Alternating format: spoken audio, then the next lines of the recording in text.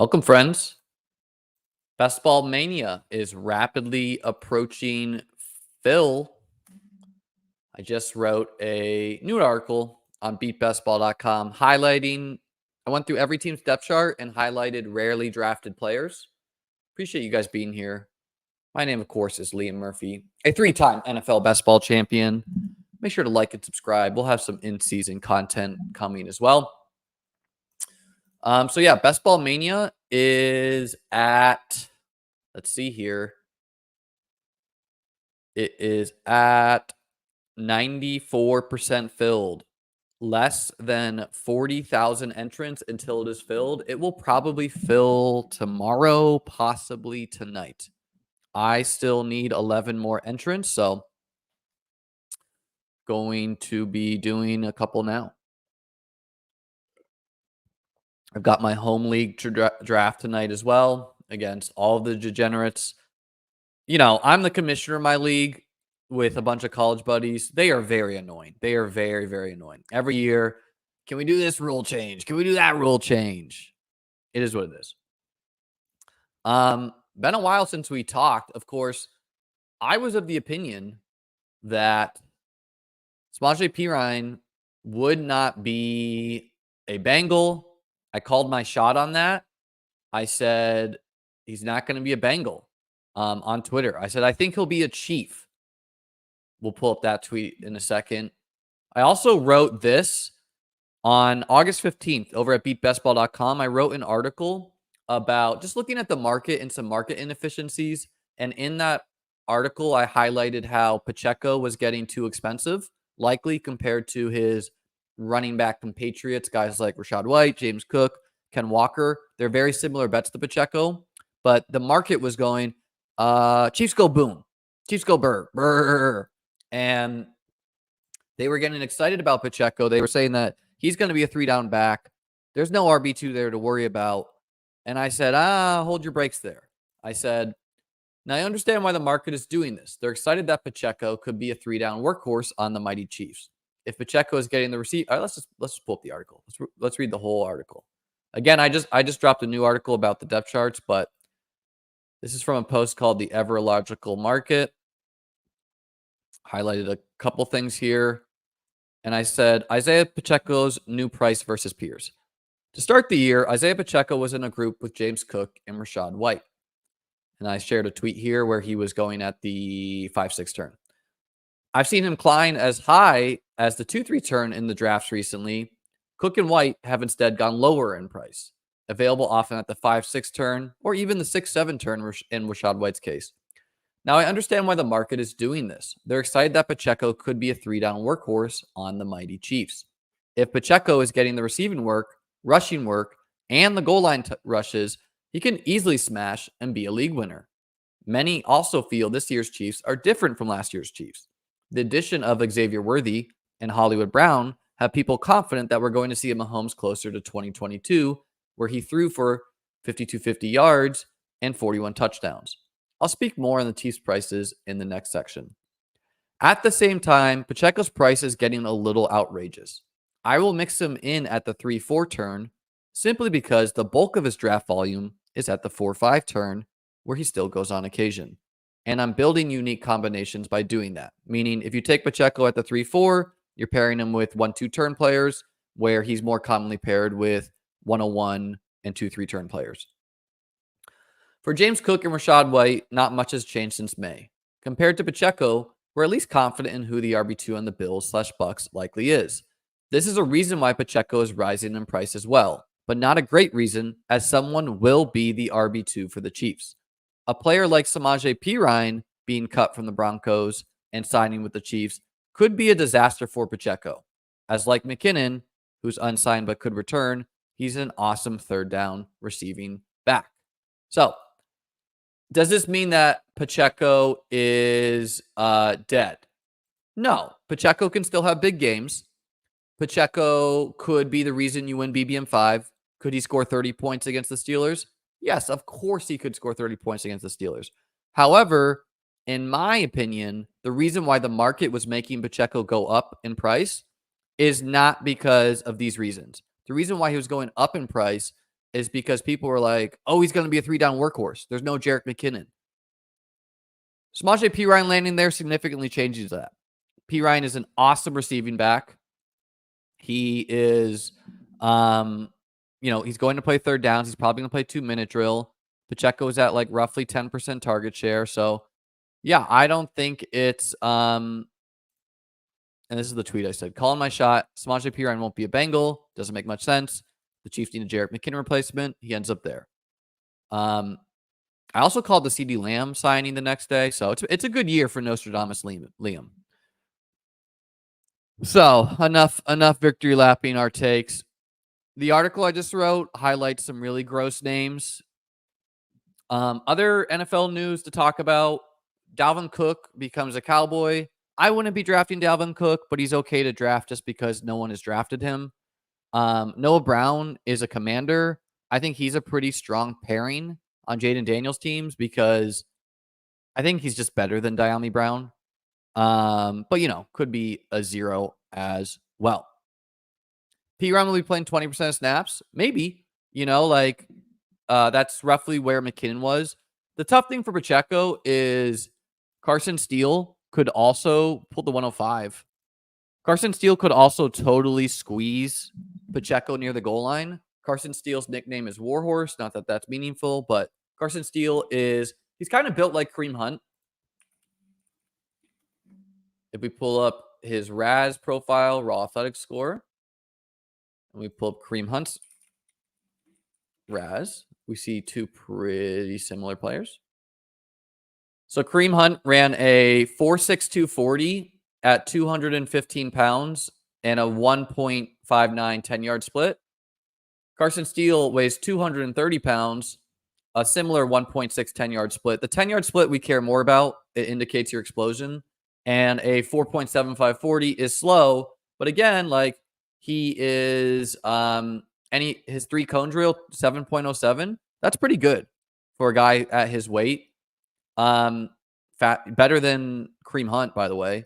It shows the ability to get a little wiggle and to run routes. So, no, I don't think Steele goes to 0 with the Perine signing. I have Perine ranked just ahead of Steele. Because Steele has outs to being the goal line back. He has outs to simply being a really good running back and being the RB2. And Perine, just has outs to being Jerick McKinnon-esque, so he's a strong pick at very low ownership as well. I had already been mixing Perine in when it became clear he's going to be cut. I had him ranked as draftable in the past couple weeks. So, the 105 is an interesting spot. I have infinite Chase. I have 18% Chase. I have less Amon-Ra Bijan, who I want to get more of. Let's do the Sun God today. Of course, I won BBM2 off the backs of Chase and the Sun God, so we want to show love to the Sun God. The Lions play almost all, they play no outdoor games all year.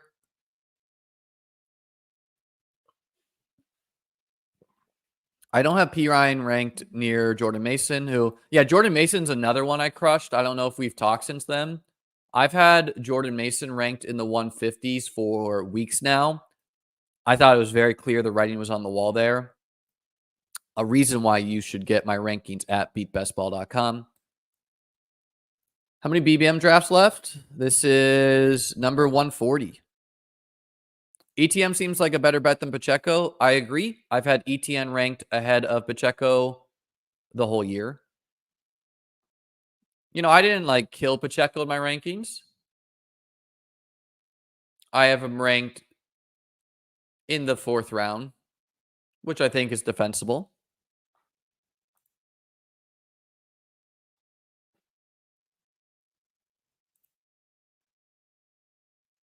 How do I feel Jonathan Brooks in total points contest?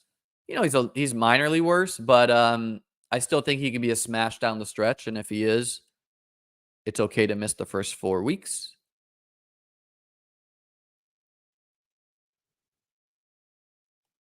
Appreciate you guys being here. Make sure to like and subscribe. I'm on the road to 6K. Thanks to all you guys, you wonderful people here. Let's see how many subscribers am I at? I am at 5.56K. So less than 400 till we're at the 6K barrier. Oh yeah, I've been very strong Rico. The year I tweeted out about Rico a long time ago about how we should just fade the Stephen Jones speak. I mean, like, let's just bet on the young guy here, July 29th. I said, like, July 29th, if you go back to my streams that week, I just kept on taking Rico as he fell. It wasn't comfortable, but we did it. Some people didn't like it. And then, like, beat reporters were saying that, and the Cowboys cut Royce Freeman. Rico's not a guy I'm going to, like, chase up irrationally because for my portfolio, it doesn't make sense. I got cheaper Rico.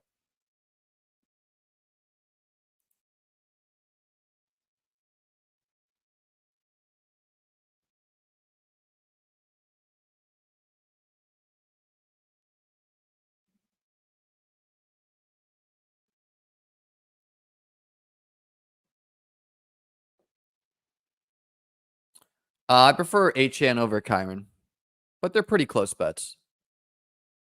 Wow, James Cook. I saw James Cook fall to the 6 in the draft I just did. You've seen some weird things as things come close. I got Zay Flowers. I picked like 40. I got Zay Flowers, Lamar stack at the 4-5 turn. We got the Sun God here. Let's pair him with Nico. Amon-Ra, Mr. Consistent. He'll be in the lineup almost every week. Nico going to give us big games. They layer in pretty well.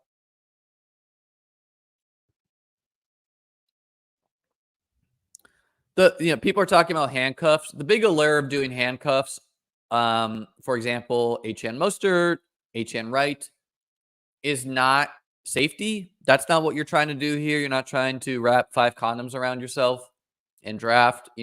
You need to draft as if you're right. You need to draft as if your team's winning the contest, not, ooh, I hope I make my money back. But the big allure is we need to look at something like HN and Wright. If both of them are contributing in the offense, your hope is either one smashes in the regular season, the other one wins you in the playoffs, or HN has a big week 15, Jalen Wright's a little owned, Jalen Wright has a big week 16, something like this. One of them's low owned in the finals. It's the reason you win the contest. I don't like doing it with something like Bijan Robinson and Tyler Algier, where if Tyler Algier is paying off, it kind of means Bijan is not. But even in that example, maybe Bijan misses weeks 7 through 12. Algier advances you. Like, it's not something I'm trying to do a lot. I think it's fine, though, with something like Achan Wright, Mostert Wright, James Cook and Ray Davis I do occasionally. Pretty cheap. And James Cook is cheap. So the cheaper it is, the better it's to do. Chase Brown and Zach Moss, I'm fine doing it with.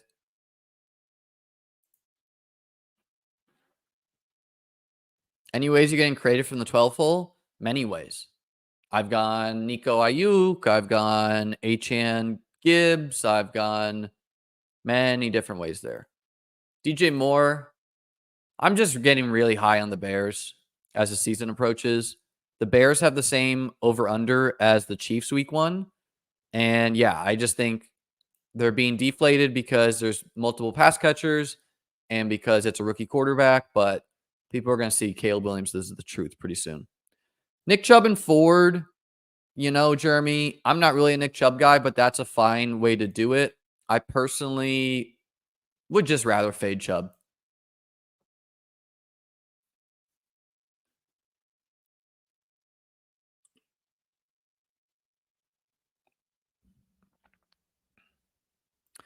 Newbie best ball player. Really enjoyed your streams this summer. Appreciate it, Andrew.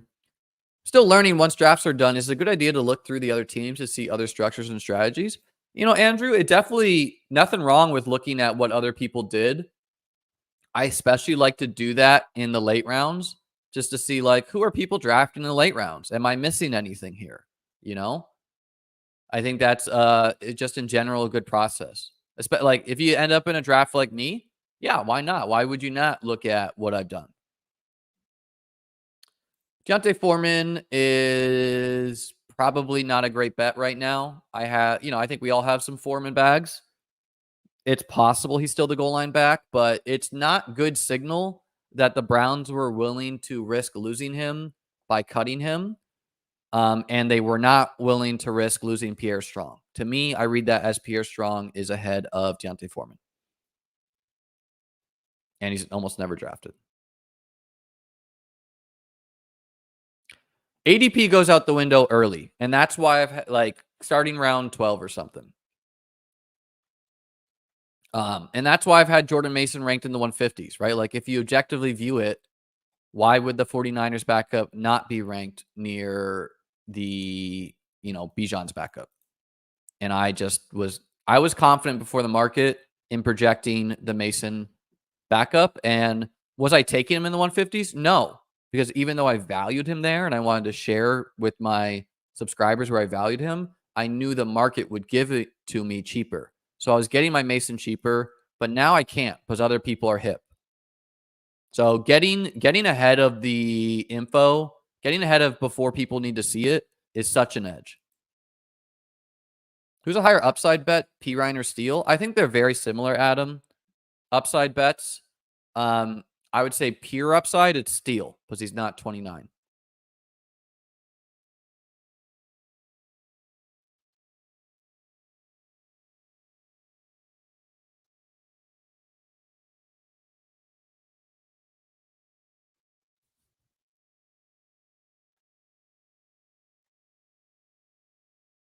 Am I cooked with 20% Dalton Schultz? That's not a stand I would want to make, but I think it's fine. It can pay off in many ways. He's after Schultz, there's a tier break at tight end, anyways.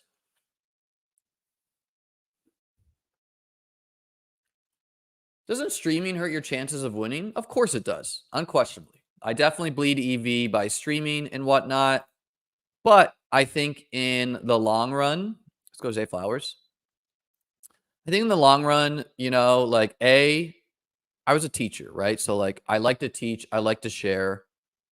Could I be some miserable dude and just try to protect all my EV all I can? Sure, I could do that. Did many tournament winners call me out last year? Did many people come in my chat this year and said, "Hey, I drafted Kyron Williams because of you"? Some people even said, "Hey, I was in a pod with you and I knocked you out because you told me about Kyron Williams." Yeah, that happens. Whatever, you know. It's my personal belief though that in the long run, I mean, A, winning best ball tournaments is highly variant and difficult. And B, building a business has way more upside than anything, So it's my belief that if I provide quality content, I eventually will have a successful business. And that's what I'd like to spend my time doing. And why not? It makes the summer enjoyable. And even though I'm sharing this info, I'm not that big, I'm just not. I think people that are hip follow me, but if you look at Ron and I did a stream with Ron last night. We had similar stream numbers on our stream. Why? Because my audience is purely live stream, right?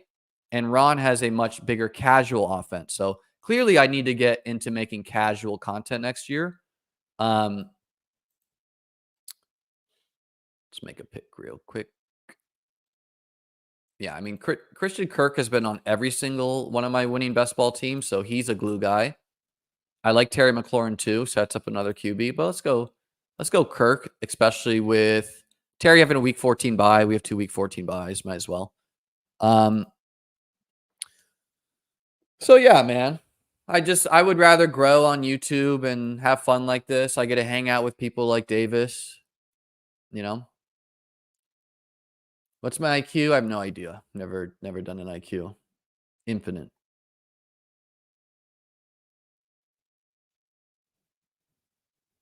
Yeah, the stream was fun with Jacob and Ron last night, especially the end of the stream where we did the best ball mania. Are you worried about that Ayuk holdout? Greg, it's not ideal. And I have seen Ayuk fall crazily occasionally in drafts. But it's my belief that if you just fade FUD in the long run, always, you're going to profit. Were people worried and Rashee Rice fell to the 10th? Yes. Should you have drafted him? I think you'd be pretty happy with those teams right now, right? Were people worried about CD Lamb and that's why he wasn't going at the 101 and 102 and he fell to like the 106 and 107 on occasion? Yes. Were you happy to draft him and he signed a contract? Yes. Am I still going to draft Chase? Yes. Am I still going to draft Ayuk? Yes. Like I'm just going to draft all these guys. And if someone does something that almost no one does in the NFL, aka skip games, so be it.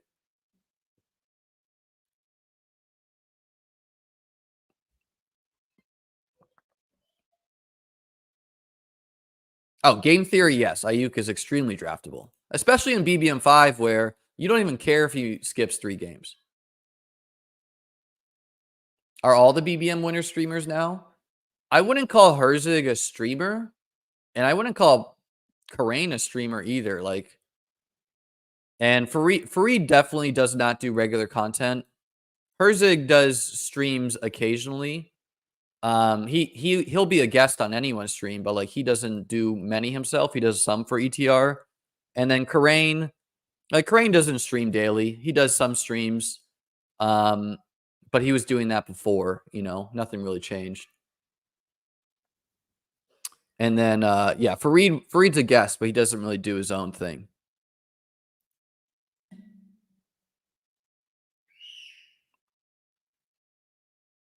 Yeah, I definitely need to get the Scarecrow. Appreciate the super chat. Best and worst pick for each round. I think I'm gonna get a video out like that. Like, who are our league winners? I'll probably try to do one with Davis or something. I think Fareed maxed, but I don't know. You can look up people's usernames on BBMD and see this type of thing, Charlie. I have that resource pinned in my Discord. Link is below. It's under Best Ball Resources. BBM winners is like Pokemon Dojo badge. I mean, underdog. Can we get the little crown? Why does my dog not have a crown? They give other dogs horns and stuff. Like, come on, where's our crowns? Thoughts on stacking offense without a QB? Do it all the time. The quarterback is the most replaceable part of the stack. For example, if I have Christian Kirk and Brian Thomas and I don't land on Trevor Lawrence, I'm not bothered if someone wants to snipe him. My winning BBM2 team had Jamar Chase and Tyler Boyd. Same team. I did not have Joe Burrow. The QB points are often the most replaceable part. Trevor Lawrence scores 25. Kirk scores 20. Brian Thomas scores 20. You can replace Trevor Lawrence's 25 easily. It's hard to replace the skill position points, though. Fat Keenan is available. Fat Joe Mixon is also available.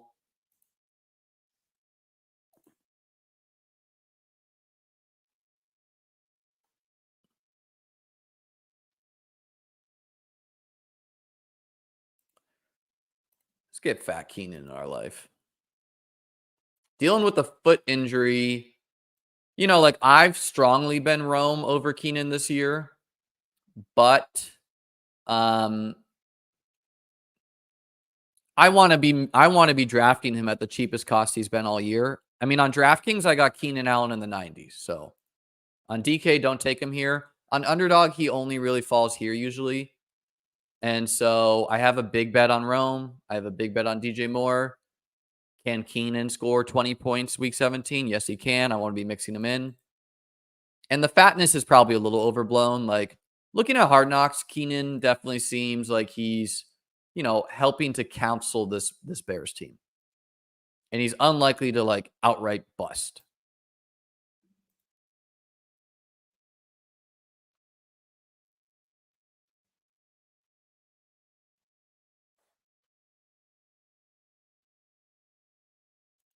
Yeah, no, I mean my in-season content, I'm still figuring it out, but I'm going to definitely have some Battle Royale streams on Underdog.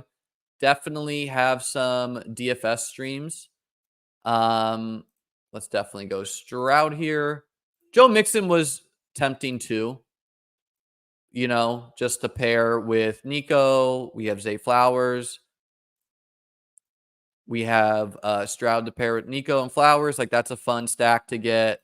A lot of people had to build that stack by taking Nico here and Flowers here. We got it in addition. We have Amon-Ra and DJ Moore on it, so that's pretty nice.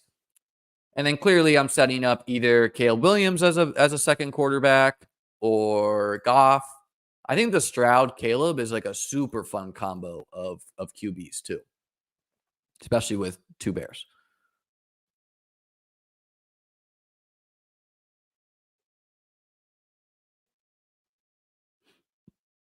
DK is the best for ROI. DK is the best for advancing, but ROI is determined by winning the contest, not just advancing. And I think it can be argued that when there's so many super teams, it's really hard to realize your equity. The odds of making the finals if you max BBM is about 9%. Yeah, I did an article on that on beatbestball.com early in the summer about the math on it.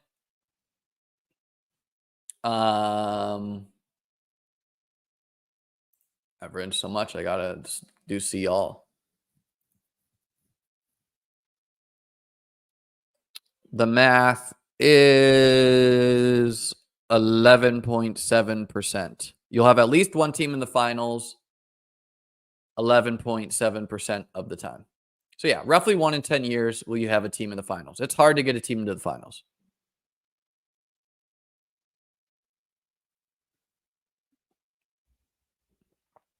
That's if you advance perfectly average and you are perfectly mathematically average. If you advance 50 teams, it changes, you know?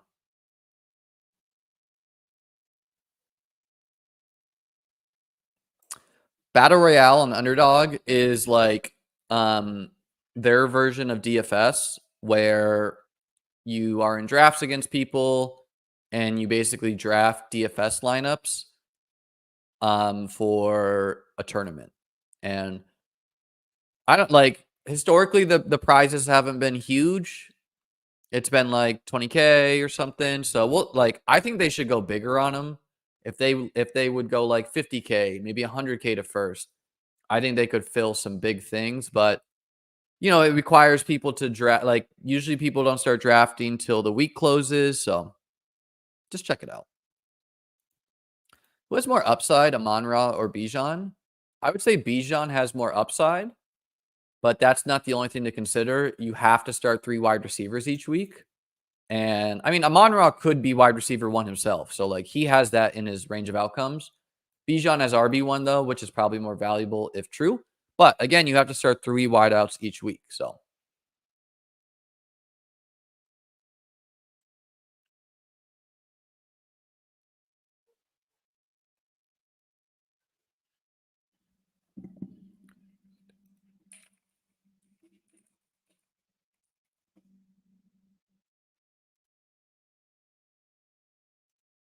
I just wrote up every team and I'm like, who the F is Daryl Doucette? And I just looked it up and it's that dude. It's the flag football quarterback. People wasted my time with that. I'm like, I just looked at every team's depth chart. How did this name escape me? It didn't. I disagree, Nathan. I feel like Jefferson has a wider range than Amon-Ra. I feel like Garrett Wilson has a wider range. Puka has a wider range. Puka has a wide range because, I mean, some people are saying he's outright injured right now. Jefferson has a wide range because his quarterback play could be the worst in the NFL. Garrett Wilson has a wide range because, you know, it's the health of Aaron Rodgers, all that comes with that. Amon-Ra, like, is Mr. Consistent, so.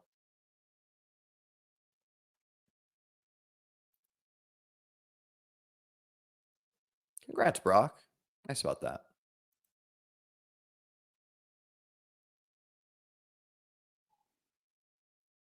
John asked, heard you on Davis's stream earlier. Rashee Rice and game theory. Don't take guys that bunch of the field has much cheaper. Is the reverse true for fallers? That if a guy drops from 4th to 8th and should be an 8th, he's more valuable than the 8th around him because of 2v2 if he's the guy you need. Yeah, so let's just talk about this topic, John. I'm not going to answer that exactly, but I'm going to answer your question. First up, Rashee Rice. Rashee Rice, there's probably roughly 30,000 teams, if not more, that have Rashee Rice at prices like 99, 100, 70, 60, etc. In today's drafts, he goes at the 3-4 turn. I personally think Rashee Rice could be a league winner. I think he can be the number one fantasy player on the Chiefs as a pass catcher. Okay, so valuable player. However, that's not the only thing to consider in something like BBM5, where again, a lot of teams have him at a cheap price. Personally, I feel we're going to take Caleb Williams here and be done at QB with our double bears. Triple bears. We got Swift. But I personally think that it's going to be very difficult if Rashee Rice is the guy we need. If he's the guy who scores either a lot of points week 15 or week 16 to advance you, or if he's the guy to win you the contest week 17, it will be very difficult to beat the teams who also have 3rd and 4th round picks and have Rice at a cheap price. Do some of those Rice teams have dead players? Sure. Are there things you can do with Rice teams, such as taking a Samaje Perine to give yourself a better chance of winning? Yes. But you need to be landing either a unique combo of players, or you need to be landing a Kyron or Tank, which probably doesn't exist. Like, you need to be hitting players to help you out. Is it possible that the 8th round pick that you take, so in this case, is it possible Swift is just straight up better than Rice in the playoffs? And that is why you advance and you can win with the cheap Rice team? Yeah, it's possible. But I personally think that when things get too crazy, like, I don't want to be doing it much. Do I never do it? No, I've done it a little bit, but I don't want to be doing it a lot. I just think it's harder on myself to win. And I think over the long run, if you approach it every single year like this and you don't even think about the player, you just think about the fact that a player went from an 8th round pick to a 3rd round pick and a significant amount of teams exist there, I'm not drafting that player, right? An example in the past is Cam Akers got hurt one year and Darrell Henderson went from a 13th round pick to a 4th round pick. I was not drafting Darrell Henderson once that happened. I was done. I had cheap shares of Henderson. Great. I'm not taking him there. I'm just not doing it, and then so that's my opinion on there. If Rice was only drafted at like 3%, 2%, then who cares? There's not many teams. In something like the high stakes, also who cares? Because the pods are so small, 6-people pods, that's easier. Or the finals are so small, that it's easier, right? If it's a contest that just opened, obviously who cares? Because no cheaper Rice teams exist. With the fallers is a bit of a nuance. Players fall for a reason. Either it's a logical fall or it's not, right? So either the player's falling due to fear or the player's falling because people are like, wait a second, this guy was overpriced. So there's an art to this. For example, Miles Sanders would start falling last year. Turns out there was a reason for that. Cam Akers started falling last year. Turns out there was a reason for that. Fallers I do want to be drafting, though. I want to be drafting DeAndre Hopkins at his lowest price. I want to be drafting Jordan Addison at his lowest price. I want to be drafting a little bit of Hollywood Brown at his lowest price. I personally think that Hollywood's ESPN analytics score is alarming. He was one of the worst players in the NFL, according to them. Was he dogging it? Maybe. But, as someone said in Davis's chat, so Allen Robinson was dogging it once year. No, he was done, right? So it's a nuance. Keenan Allen is one where I am willing to do it because I have almost no Keenan Allen at expensive prices. And him being fat is like, come on now. like that's a funny joke to say, but I don't know if it's that actionable. And he was good according to ESPN analytics. Like he was still good last year. So yeah, hope that helps there. I have Rice in the 30s. I have Rice in the 80s. Yeah, I mean, look, if I had a lot of Rice in the 80s, I would easily say goodbye, not doing it. Wow, quarterbacks are randomly falling in this draft. I've never seen Joe Burrow and Dak make it here. We'll have to investigate why that's happening. Um, but let's get Rico here. We need some running backs. Let's see. So why did this happen? Pretty much the running backs is why this happened, and people taking Lockett and Jerry Judy instead. So a gift to the CD Lamb and Joe Burrow or Jamar Chase drafter. But, what are we going to do? I wasn't going to take him. I'm already done at QB, obviously. What's your Mike Williams exposure? I have a lot of him in the puppy. I have a decent amount in this. I think he's also fundamentally mispriced as far as a potential upside bet. My team, though, yeah, I think I'm just gonna stop at 6 wide receivers on this team, probably. I need extra darts at running. Obviously, I'm done at 2 QB. Probably gonna go 3 tight end, but we'll see.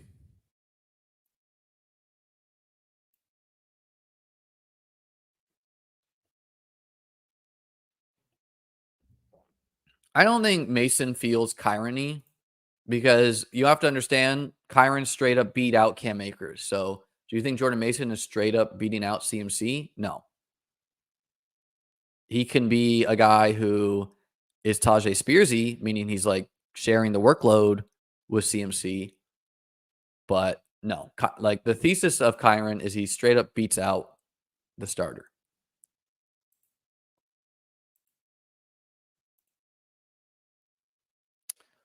Um,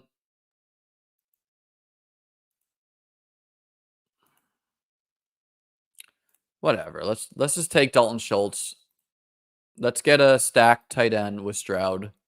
Get a second pass catcher here. It's a little expensive, but like by ADP, it's mostly wideouts right now. And my team doesn't need that. And I think some of these running backs will make it back to me.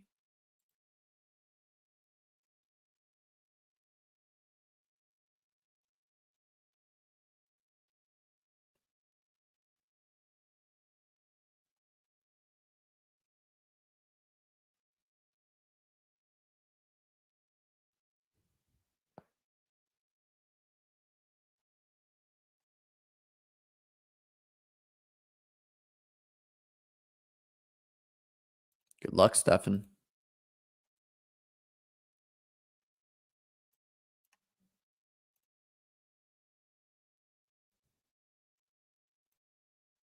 So yeah, still gonna figure out my in-season content. Gonna take some time. I have like well over 200 drafts I needed to. I don't really want to, but I'm gonna draft a bunch of DK teams soon. I want to draft a bunch of marathon teams. Are you taller than Matic? I mean, almost assuredly, yes. I'm 5'11", so I think Matic is 5'9", 5'8". I don't know. I think I've seen pictures of him next to Pete, and I don't know how tall Pete is. He's probably like 6'2", 6'1".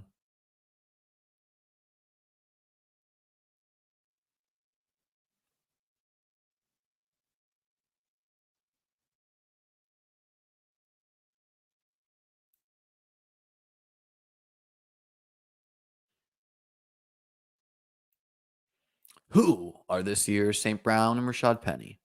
People try to pattern match the past years. I mean,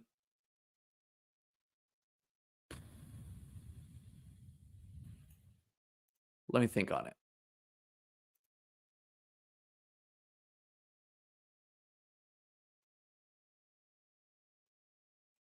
I mean, if you're trying to match that like exact pattern, maybe you could say Trey Benson and Jordan Whittington, rookie wide receiver plus running back. But that's not like I drafted a lot of Rashad Penny and Chris Carson in BBM2 because I specifically wanted to target the Lions defense, rush defense.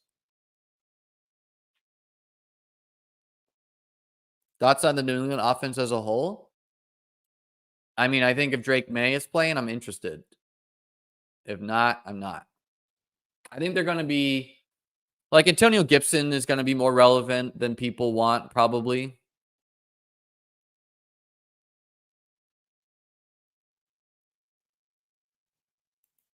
Dang, bummer. Charbonnet would have fit the bear stack we've built.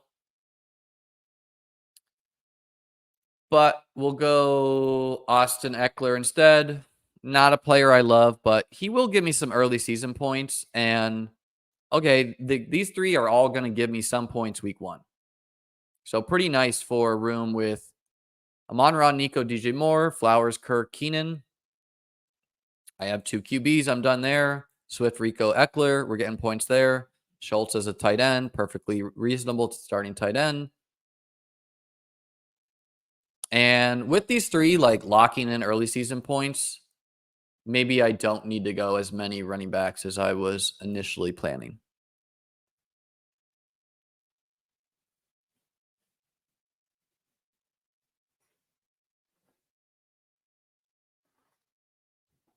There was like a week on this channel where people were calling me something Gaib, whatever they say in that show. I don't know if it's like my camera makes my eyes blue or something. My eyes are not blue. They are hazel. They're sometimes green.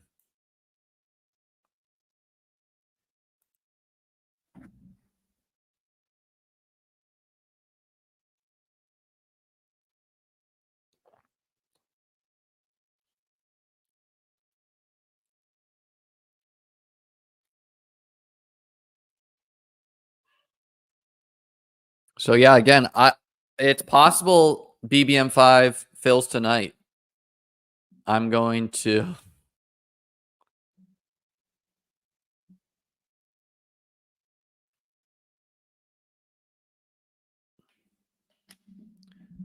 my home league's like, hey, we're gonna go live on your channel, right?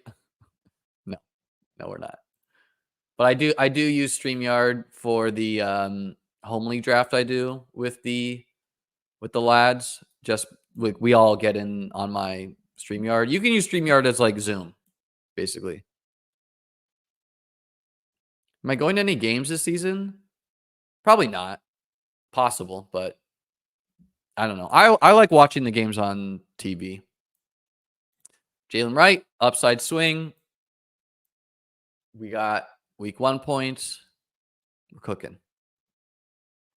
Week 17 stack so far. We got Stroud, Nico, Zay, Schultz. We got Caleb, Moore, Keenan.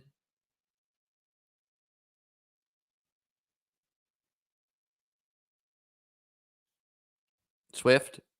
Just the Bears beat up on the Seahawks. And that's it. Really like the Ravens Houston stack we got. Pretty nice there.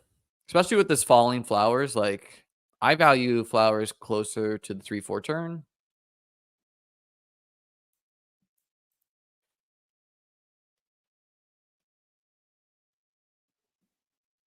Yeah, I don't think it'll fill tonight, but I don't know. I'm gonna keep an eye on it. Like, if I go to bed or if it's at like 98% filled, I'm not going to bed. I'm just gonna draft my teams tonight. Let's see. Let's check it out. At earlier today,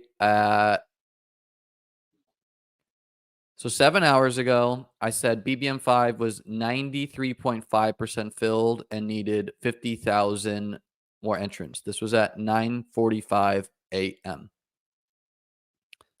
Currently, it is showing as 94.4%. So it looks like it's gotten 1% filled in 7 hours. And it needs less than 40,000 entrants now. So it's gotten roughly 10,000 entrants in the last 7 hours. I'm assuming that the fill rate is going to be higher now that it is past 5 p.m. Eastern time as people get off work. So we'll probably see another 10,000 tonight by midnight. So that would put us at 645,000, leaving only 30,000 left. So yeah, it's gonna fill tomorrow. Gonna fill tomorrow. I don't think tonight.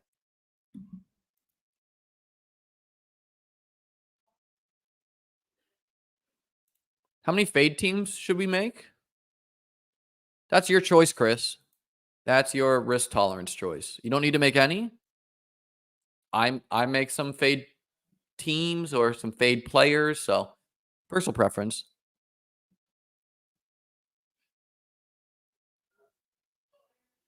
All the roster cut nerds maxing now. That we got 53. Yeah, I don't really think there's much edge that got gleamed from that. Okay, what did those guys get? They got Jordan Mason with confidence, but they're paying worse prices. You know, like Braylon Allen, I've gotten in the 18th round and 20th round a lot. You're paying for that now. Jordan Mason, I got in the 18th round. You're paying for that now. So it's a push-pull thing. You know, not like last year, I wrote this very early on my site. Jordan Mason, come on down. I wrote this very early how last year was an anomaly year as far as how valuable it was to draft late. And a lot of people are super binary with this. They're just like, oh, it was good to draft late last year. I'm going to do that every year. That is not something that you can just like blindly repeat. You know, last year, Tank Dell emerged late with the touchdown. Kyron, people started drafting with confidence. Puka Nakua, people started drafting with confidence after the cup injury. You know, like it's not just it's a year-to-year thing. What's up, Best Ball Brian? Checking in from Maine. Some good vibes. Become a YouTube member like Brian. This was the year to be drafting all throughout the offseason. That's me every year, Stefan. But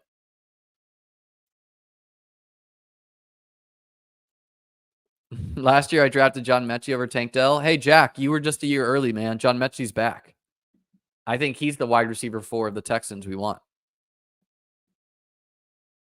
So if you thought Noah Brown was a defensible dart throw, John Mechie's like, I might even draft John Mechie on this team. He's a defensible dart throw. The winning structure will have elite tight end, definitely. It will be a 2 QB team, and it will be 0 running back. That's the guess I will give you, sir. Man, bummer. Komet's like usually a mega faller. I thought maybe I could have snuck him in here as a correlated tight end. Let's do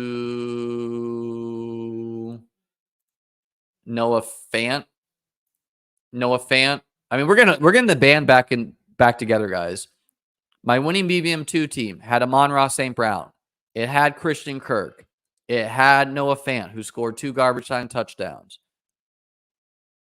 The boys are back in town. It had Jeff Wilson Jr., who was a 49ers running back that year. Jordan Mason, allegory to that.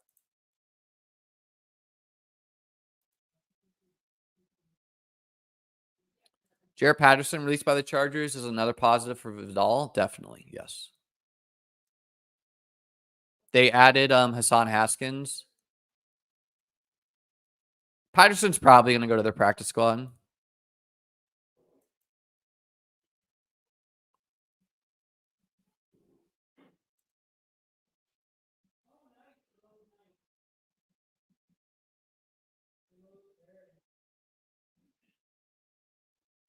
If Ayuk plays, do you drop Debo below Cup and Neighbors?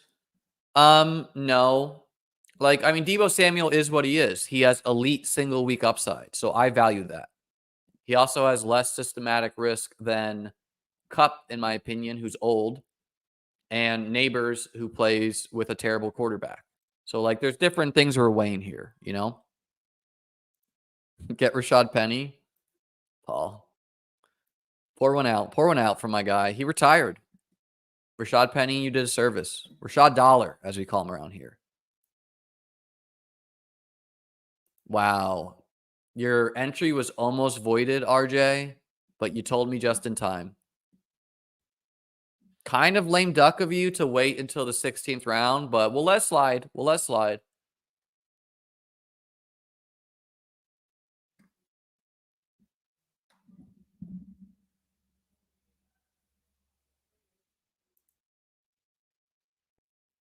The Kirk hate is getting too much. I agree, man. People are just bored with Christian Kirk.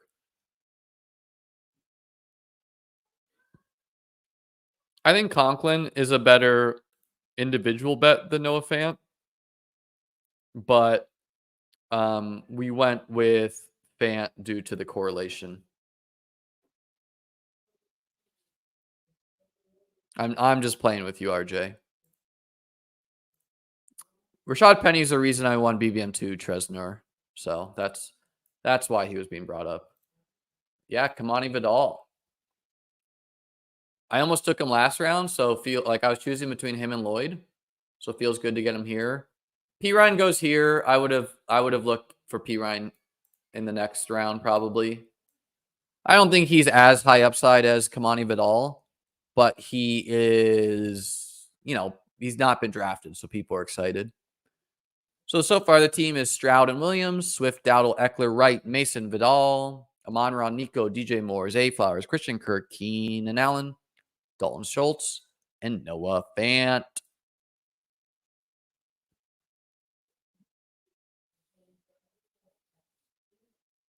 P. Ryan is the new McKinnon. Thanks, Dave.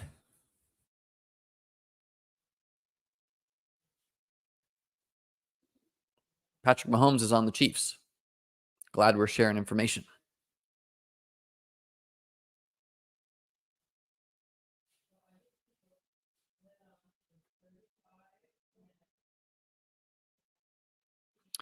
So I don't really feel like my team is hurting at any position.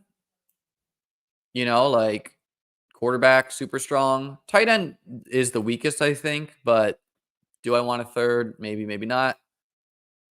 Wide receiver, very strong. And then like kind of weird bye weeks, but 2 overlapping. Running back feels strong, but I'm going to add some extras. So I could go 2-7-7-2. I could go 2-7-6-3. I could do 2-6-7-3. Everything's all on the table.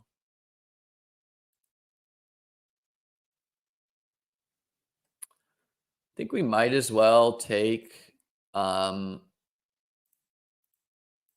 might as well take Ben Sinnott.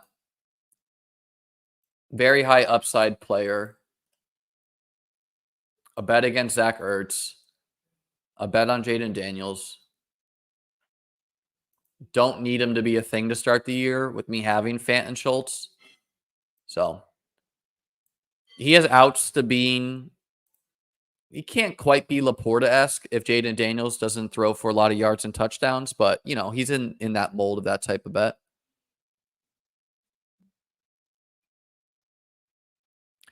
I have a team I really like, but my only QBs are Josh Allen and Kirk Cousins, who have the same bye week. Am I screwed? No, you're definitely not screwed. You just need to outscore everyone by at least 20 points so that you can eat the 0.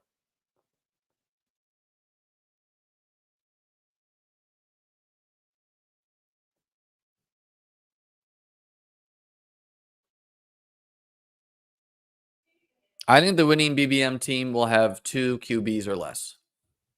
That's my choice. Maybe you could say it's easier to reach the finals with 3, but as far as maximizing equity for first place week 17, I think that favors 2 QBs, giving you extra darts at the more valuable positions, such as running back, wideout, and tight end. Is a 1 tight end team viable? No, in my opinion. Could you win? Of course. Anything can win. But I don't think it's a good strategy. I think 1 QB is also not good, but it's much better than 1 tight end. The reason being is, let's say you draft Travis Kelce and he scores 30 points week 15 to 16. Well, he's going to be 60% owned in the finals. So how do you even separate from people? You want a second tight end to give yourself the outs that they are Noah Fant, like when I won, or Juwan Johnson last year scored 20 points.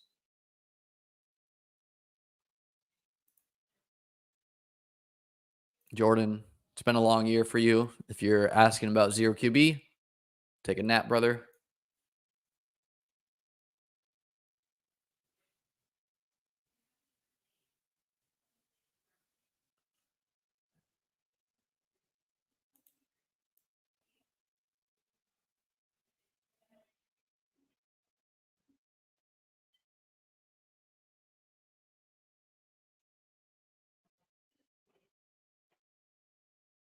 It's a little thin group, but let's add another wideout here.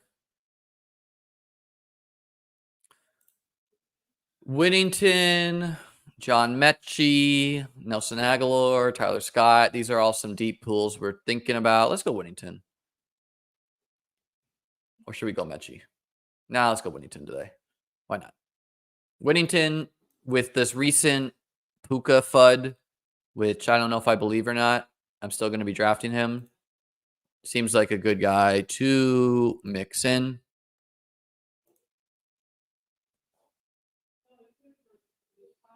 Would you say 100% of the teams that will be in the finals have already been drafted? No. I would say mathematically it's likely that 95% of teams that are going to be in the finals have already been drafted because there's only 5% of the contest left, you know? So let's name this bad boy.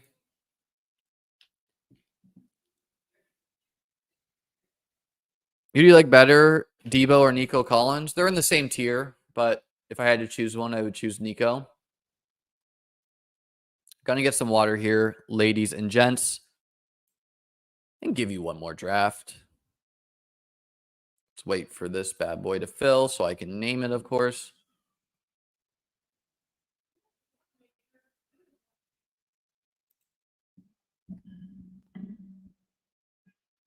God, they're really taking their time with those last picks there. There we go. Number 140. Let's get it. Streamed. Let's name it Hughes Bears. Hughes Chicago. And then tricked you guys. We're already in this one. 103. Let me get some water. Be right back.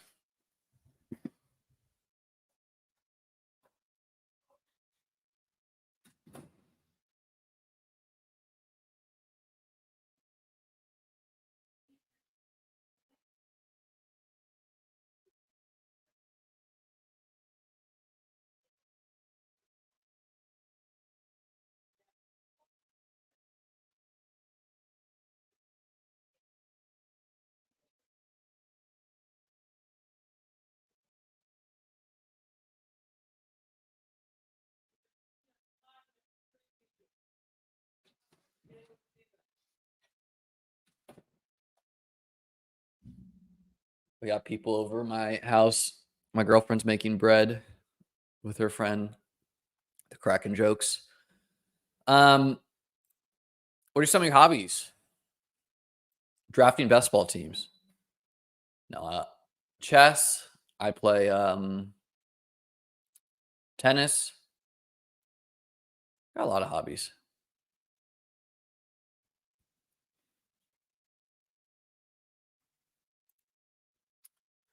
Let's get a Tyreek team. It's not great that Tyreek and Waddle are both hurt, but whatever. Now let's go Bijan, actually. Screw it. Let's get a Bijan team. Love Bijan's matchup against the Commanders week 17. Poker? Yeah, I play poker like once or twice a year. Drafting winning teams? Absolutely. Fantasy football. Cracking jokes. Long walks by the beach. Odell season? Well, Odell's on IR, so like he will return and he has outs to giving you a spike, but you know. Hey, Jamie. I remember that. At what point do we worry about Ayuk? Oh no, a couple days from now, Luis. I guess like August 3rd. I'd be worried then.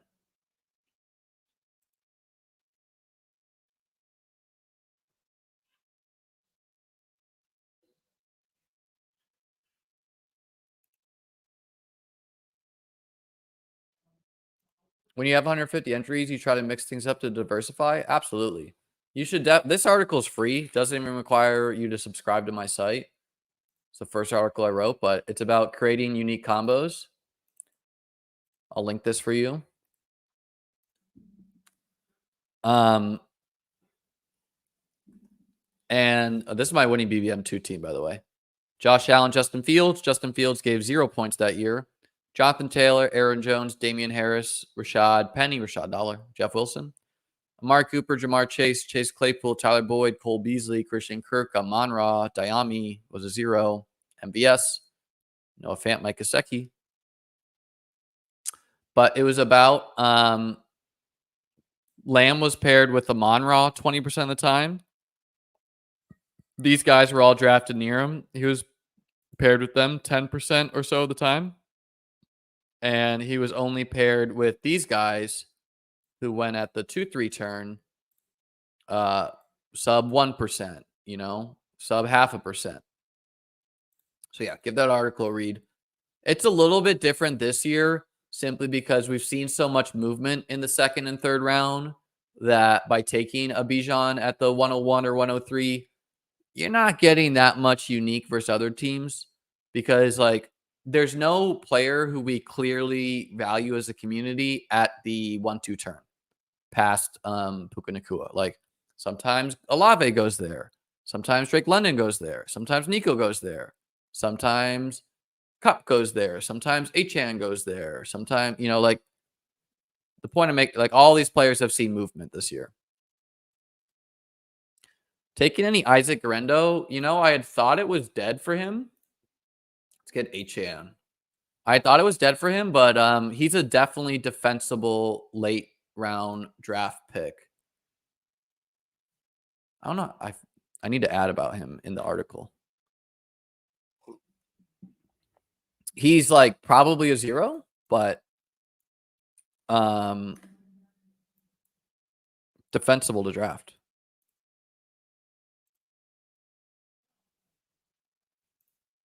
I don't know how I definitely forgot to write about him in the depth chart article. I drafted him early and I was like, all right, whatever. We have a 0, but we're leaving the light on. We're leaving the light on.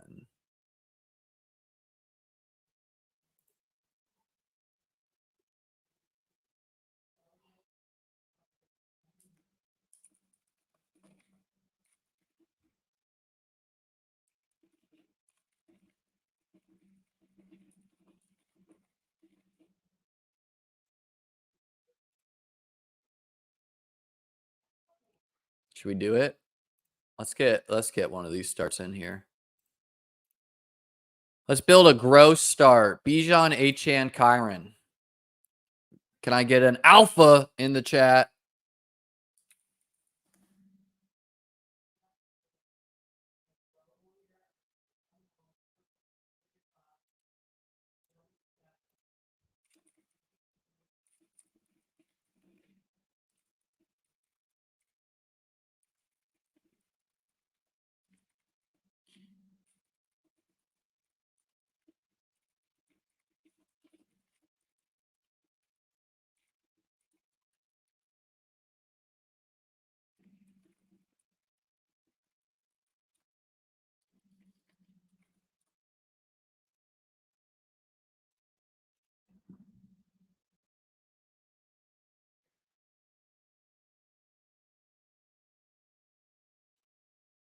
Okay, good. Got that updated. Alpha. Yeah, Aaron. This some dude got that same start at pick 8. That's the thing about by taking Bijan at 3, I'm not really getting that unique. I'm just this combo is definitely attainable later in the draft. But whatever. I have very, very few RB starts. And clearly, ladies first here, his username, by the way, I'm not saying that. He wanted to do RB. So he by me going Kyron, he's like, shit, I gotta take ETN. And now this guy's like, I need Pacheco. And now this guy's like, hey, I need Josh Jacobs. So the room's not really punishing me for doing this.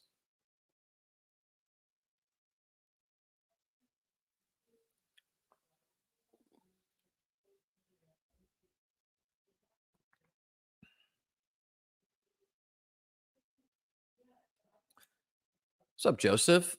Is champions different than underdogs normal pick'ems they had last year? Joseph, I'm gonna be honest with you, I do not know. Do you live in Florida? Because I live in Florida, and I think it's just what they're allowed to offer us in Florida. So, I don't know. I've not really done any of these, but that's my understanding. They would definitely be able to help you more with that, though.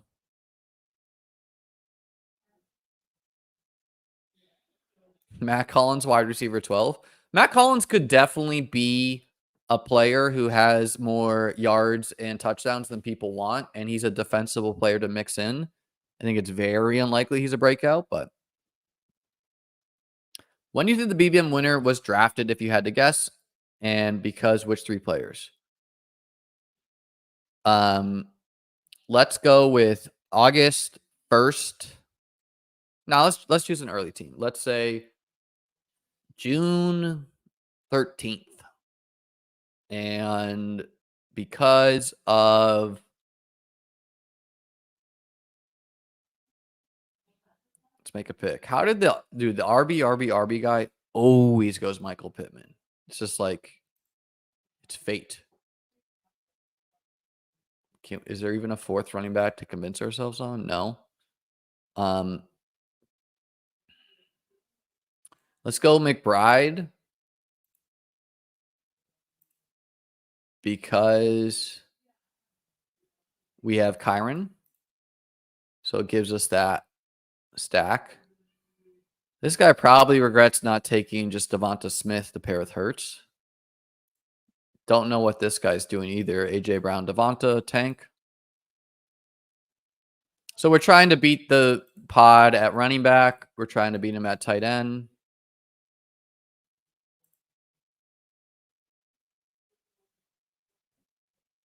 YOLO. YOLO, don't try this at home.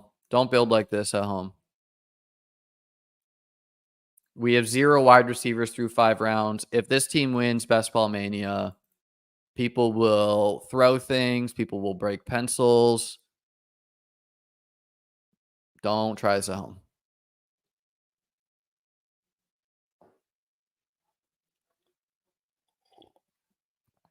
What are your thoughts on the Lamar Andrew stack? I think it's being paired way too often with CMC, CD Lamb, Tyreek Hill, because it's almost always taken at the 4 or 5 turn, and no one is taking it at this side of the board. So it's very rarely paired with these combo players. So if you love this stack so much, I would recommend you simply nut up and take some at the 3-4 turn. 100%, Luis. We're starving the beast at tight end. We're starving that running back. We just need to hit some league winners at wide out. Don't try this at home.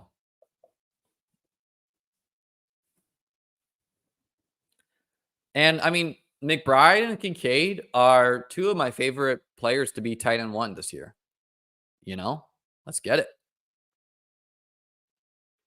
The beast is feeling starved. We're seeing the running backs go.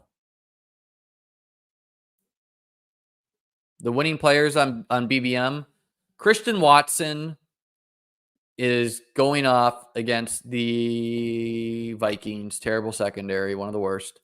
Jordan Love stacked with Christian Watson and Zach Moss. Actually, Brandon Ayuk destroying the Lions is also on the winner.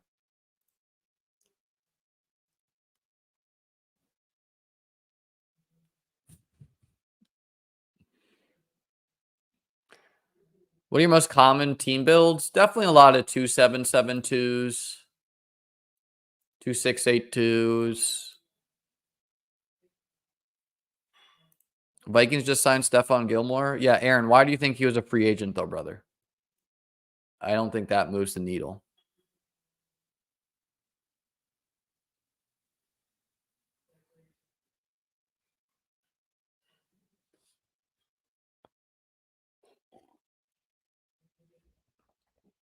Wow, we didn't even get the chance to play bad and take Kyler here. This guy's like, no, I need Kyler.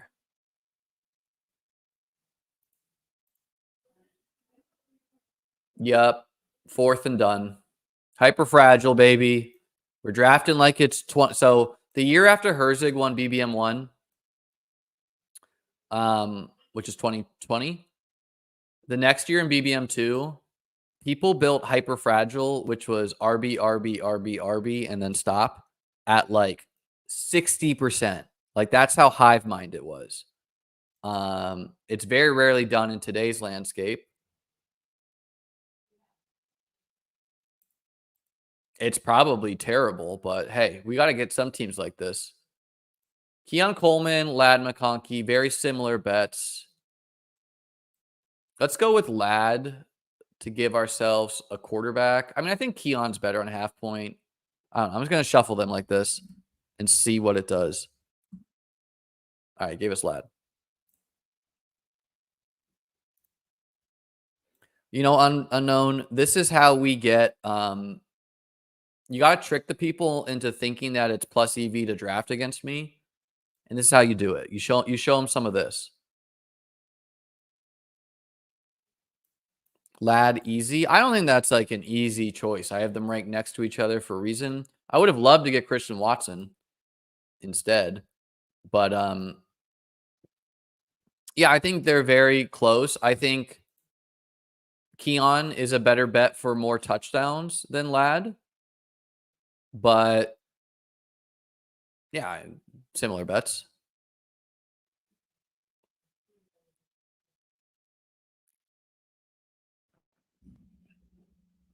And Joe Mixon just kind of like randomly fell. So yeah, obviously we're done at 4 RBs. Obviously we're done at 2 tight ends. Ideally, we only go 2 QB. So that gives us 4 plus 2 is 6 plus 2 is 8, meaning we get 10 wide receivers to try to make something happen. Obviously, we're done at wide out.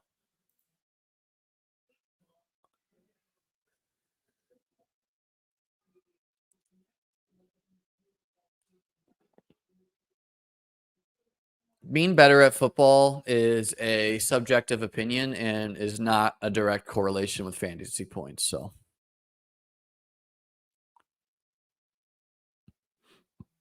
I maybe would have taken Deontay instead. I think Deontay's better on PPR, but is what it is.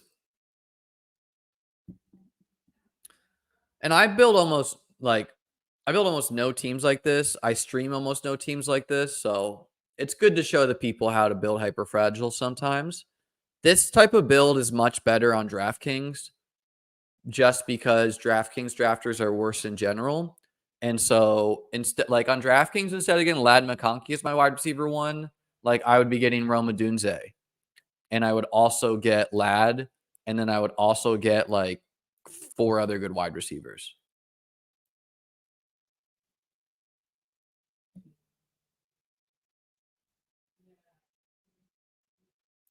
Smarmy says that he also is a high T drafter. Welcome. Are you sticking your fist up your ass in your profile picture? Like, what's going on there? Is this a well-known? Anyone want to tell me? I don't know what's going on.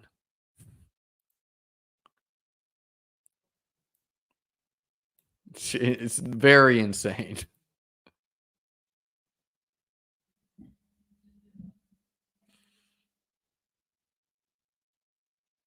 Are you just trying to do something different for fun? Yeah, it's a little bit of just differentiation. It's also that let's get Addison.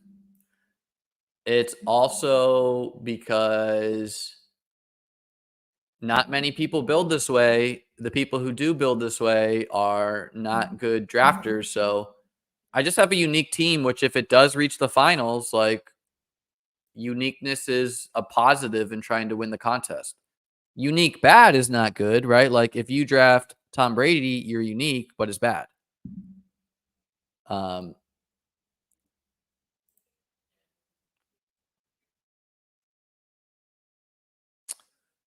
yeah. And Shakir could go Josh Palmer too, set up this Chargers thing, but Shakir is kind of become one of my favorite breakout wide receiver targets. Gives me a defensible wide receiver trio to go with a great running back room and tight end room. Like Vikings wide out 2, Chargers wide out 1, Bills wide receiver 1 question mark. Addison's going to get suspended for a couple games. But even if he does, if he can give me some early week production to allow my other wide receivers to get there, seems fine.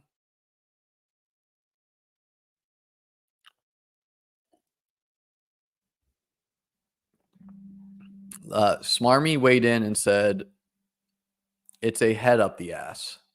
Okay. All right.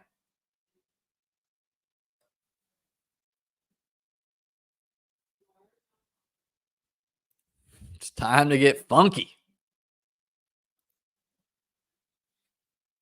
Yeah, right. Like I passed on Coleman, so inherently, let's get Shakir. Exactly. And I took Lad, so that puts me towards Shakir over Palmer. Like we're trying to bet like we're right. We're trying to leverage spots in the draft. Owen says makes perfect sense, referring the head up the ass. Addison is going to get suspended. Like that seems like a foregone conclusion. I just personally think it's going to be roughly 3 games, and it's going to be weeks like 6, 7, 8, or 5, 6, 7, where we can survive it. Shakir could be a smash. I agree, man. And at a minimum, I think his game is good for best ball.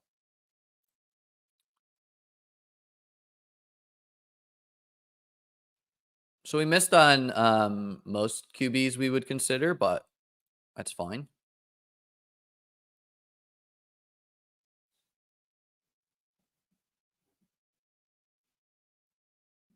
Who is Aman Shah?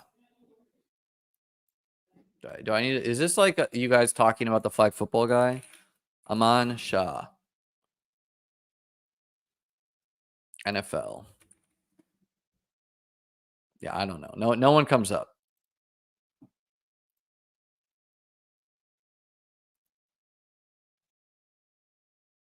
People have taken Tom Brady more than once in my DK drafts. I believe it's certified. Someone took Michael Gallup, who retired the day before camp started. So people are out here living in DK.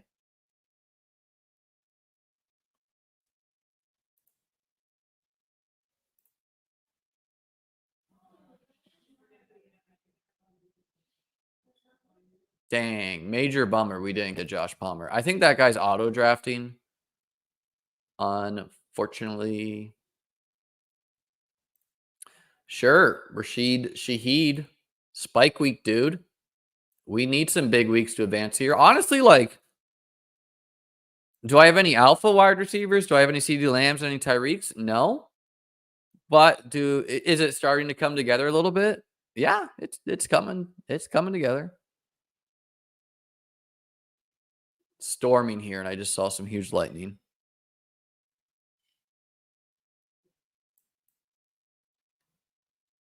I'm really happy I didn't take Gabe Davis to set up the Trevor stack, as this guy just snaps him off for no reason. Good to know.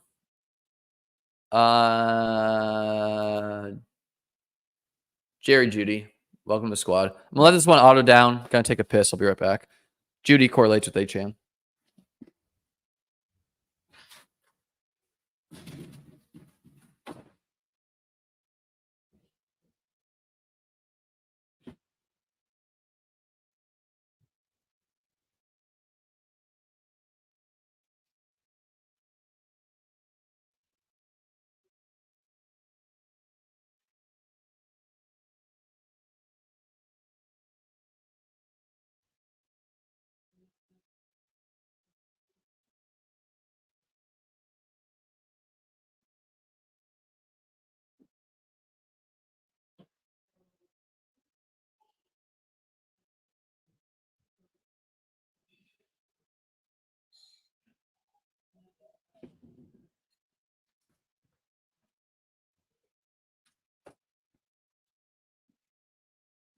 All right, we back. So, draft's crawling along here. Judy sets up another stack. I would be lying if I said I really want to be doing Deshaun Watson, but vibes are pretty low there. What's the correlation between Achane and Judy? The Browns play the Dolphins week 17.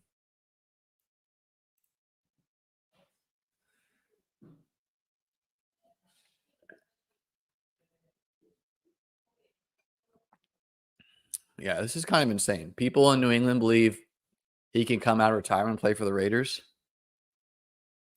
Oh, Aman Shah is Shakir. I like it. I like it, Warehouse. Nice.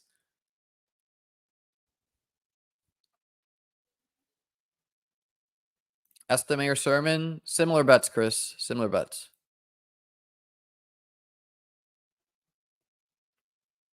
Make me a mod? I definitely need to have some mod applications.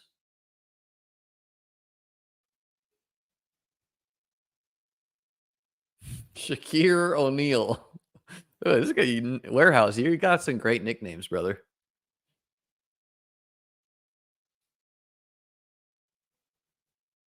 Yeah, this is insane. Darren Waller still has an ADP on DK.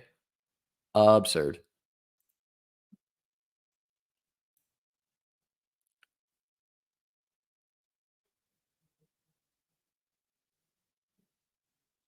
Curious what this guy's doing, taking two of there. I mean, he has a red badge. I've drafted against him before, I'm pretty sure. I guess he's just like panicking and wants QB points. Don't really know. Tua would have been in contention for me to draft here to pair with Achane. Only reason I took note of that.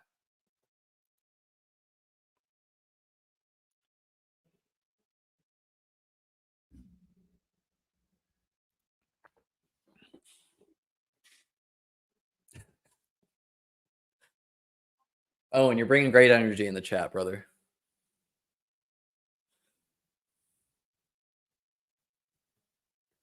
How you feeling about Chase and Ayuk right now?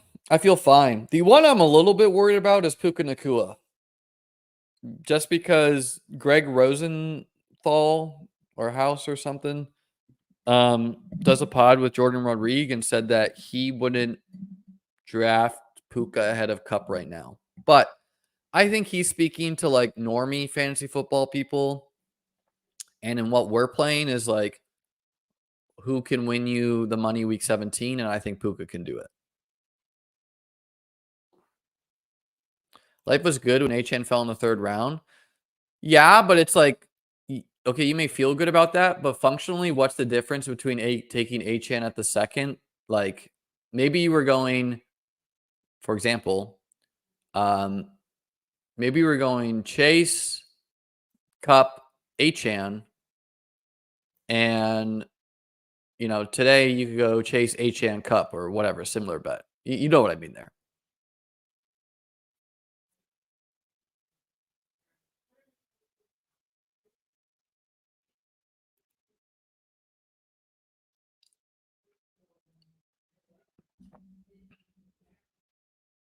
Puka probably a one-hit wonder? Absolutely not. You don't just throw up the wide receiver one season and then you're like, yeah, probably nothing. Justin Herbert to pair with Lad McConkey. Come on down. Was sweating a little bit that this dude would just take Herbert, but he does have Dak and Josh Allen, but he also has shown no ability to stack his players. So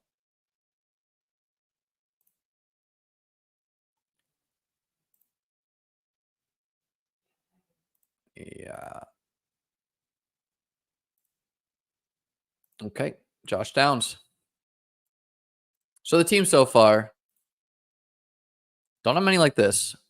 Herbert, Bijan, Achane, Kyron, Mixon, Lad, Addison, Shakir, Shaheed, Jared Judy, Josh Downs, McBride, and Kincaid. Sick tight end room. Great running back room. Shaky wide receiver room. Justin Herbert, QB1. And with Herbert, I'm going 2 QB. Probably very, very, very wrong that Herbert goes right next to Baker Mayfield and Kirk Cousins in drafts. That'd be hilarious if Will Fuller just came out of retirement and smashed. Yeah, I kind of agree with this. If you think Puka's shit, you probably just didn't watch football. I don't think Brendan Rice is a good pick, man. He barely made the team. Like, I think Darius Davis and Samini Fehoko is probably a better pick. Could be wrong. Maybe Brendan Rice, shows something.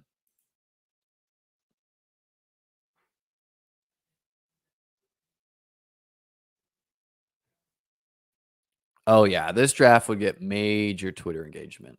If I just posted like this start to the Mixon part, people would be like, "What are you, fish?" Blah blah blah.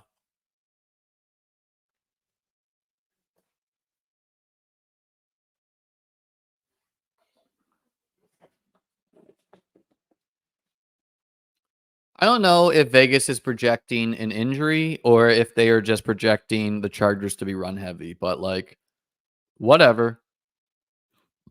Someone has to pay the rake. That would be a very common comment, Jack. This isn't a joke draft. I do think this draft can win. I don't think it's optimal to build like this, but like, let's show you some teams that advanced last year that were built pretty similar.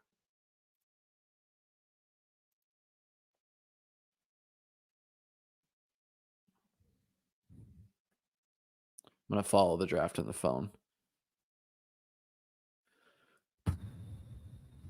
God, the dudes in my group chat won't shut up.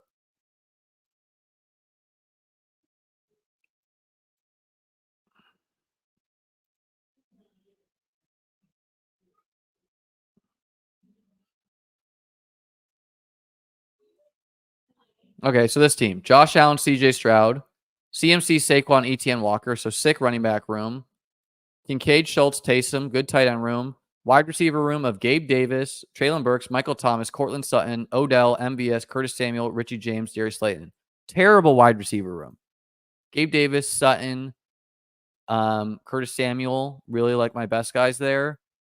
Richie James was on the team. Like, terrible wideout room. But good tight end points, great running back points, great QB points, and hopefully I just am better at drafting wide receivers than I was on that team. So there's not only one way to do this. People want to tell you that, but they're wrong.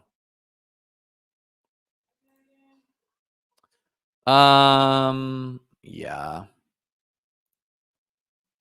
Just kind of makes sense to take Watson. He's not comfortable, but we've built out a week 17 game stack. Judy Achan.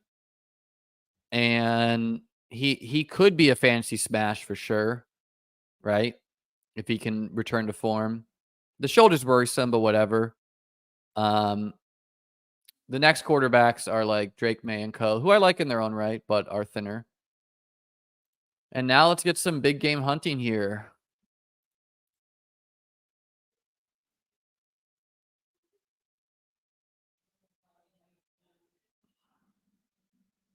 Like Dortch gives me some correlation, but we're going Yoshi Voss. Yoshi Voss can give me 20 points in a game. See? Like, yeah, those wide receivers are bad. Have you shown your friends drafters lineup from last year? Son of JT, you can find that on my site for free at the article I wrote about the top scoring teams. How many managed teams is too many? Really, that's like, depends who you are, Jack. Yeah, like, the wide receiver room was trash. But if you nut out at the other positions, you can carry. My takeaway from that team is that Josh Allen can carry anything. It wasn't just Josh though, right? It was Josh. It was the tight end room. It was the running back room. What does this room have? It's got running backs for sure. It's got tight ends for sure. Quarterback is definitely weaker than Josh and Stroud, Herbert and Watson. But in return, I'm hoping I have better wide receivers. Like, okay, Downs is injured, but I still think he's an upside bet. We know Shaheed can score 20 in a game. We know Shakir can. We know Addison can. Ladd is a rookie, so that's high upside. Judy can return to form. Yoshi Voss, third wide receiver of the Bengals, spike weeks.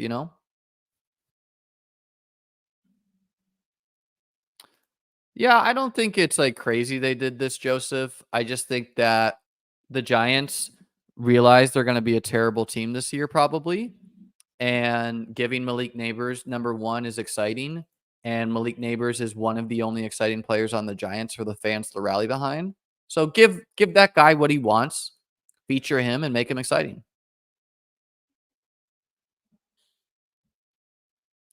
Not a dumb question, Jordan. Thanks for asking it. To advance to the finals of BBM, do you just have to have... So here's how it works, Jordan. I'm not going to read your full question.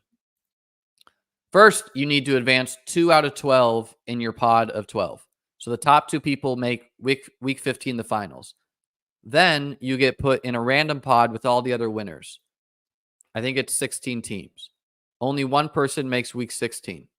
Then, again, you get to put in a random 16 pod with winners, semifinals. Only one of the 16 makes the finals. Maybe it's 12, maybe it's 14, I don't know. You can look it on the site. Then you reach the finals, 539 teams. Whoever's the highest scoring team, the finals amongst all the winners that reached it, will win the tournament. So what ownership really condenses, you know?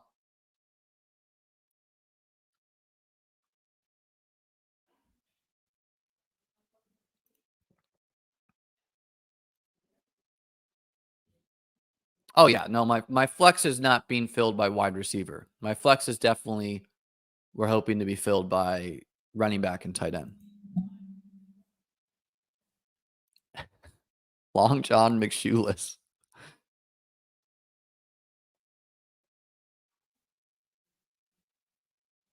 Yeah, chicken. I've been confused by the market too. Like the market wants to hate on Rachaad White, who's young, but they're into James Conner. Like I don't know. I'm team young.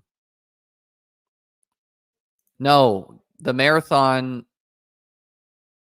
Oh yeah, weeks 1 through 14. Yes, is marathon scoring. Yes, correct. It's marathon to advance, and then you get put into pods. I think it's a shirt this year. I don't know. I didn't get my cactus one year. I think I gave the wrong address or whatever. Wow. Awesome to get Greg Dortch here. Like, really awesome. Greg Dortch is, like, going to give me fantasy points and straight up correlates on this team where I have McBride, I have Dortch, I have Kyron. Demarcus Robinson I also would have taken, but honestly, not like it's a gross wideout room, but they're going to score fantasy points this year. Ladd, Addison, Shakir, Shaheed, Judy, Downs, Yoshi Voss, Greg. I don't think any of these guys are zeros from the jump. Could some get hurt? Sure. Will Addison get suspended for some weeks? Probably, yeah. Might as well correlate our bets here. DJ Chark with Justin Herbert. Chark's a bet against Quentin Johnston. I think he will. Like, I've been Googling DJ Chark injury like every day and nothing comes up. But that must mean it's like pretty minor. So I don't know. Greg Dortch action figure. Be sick. Yeah, Jack, we came around. I still won't build many teams like this because I do believe in the power of wide receivers. But you see the thesis of it.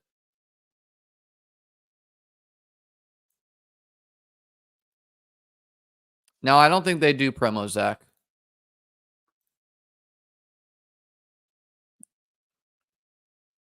I have a promo for RT Sports, though. What's going on with Roschon Johnson? I don't know Kim's picks. I don't know. I can't find anything there either. He's not even shown in Hard Knocks, but I still draft him when I need a running back late. But Like Venus Jones could be annoying. Absolutely not, Chris. Am I streaming the next 9 or so? Probably not, Mitch. This might be my last Best Ball Mania stream. That's why I named the stream my last Best Ball Mania stream. Exclam question mark. Do me a favor if you guys haven't. Please like the stream. Please subscribe to the channel. Please click that notification bell. And do yourself a service and join my Discord link below.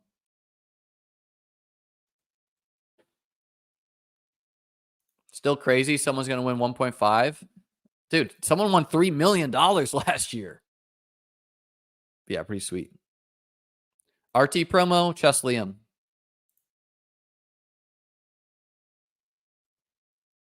Any exposure to QJ? I have some, Zach, but like I had 0 for a large portion, and then I drafted a very little bit of him, and yeah, I don't know. I still think I prefer Chark straight up, but could he be a hit his year 2? Sure. Thoughts on Tim Patrick being a Lion? Not impossible that he's wide receiver 4 or even wide receiver 3, but he's on the practice squad. Generally not a great sign. Okay. Well, Tyler Boyd will be scoring fantasy points this year. So will Trey Tucker. So will Mac Hollins. So will Aguilar. Kendrick Bourne will not to start the year, but it does correlate with Herbert. I think I need early season points on this team. So it kind of pushes me away from a Kendrick Bourne type. Whittington. Let's do Whittington. Why not? Whittington might be a 0 to start the year, but we're really building out this Rams-Cardinals stack in a very weird way.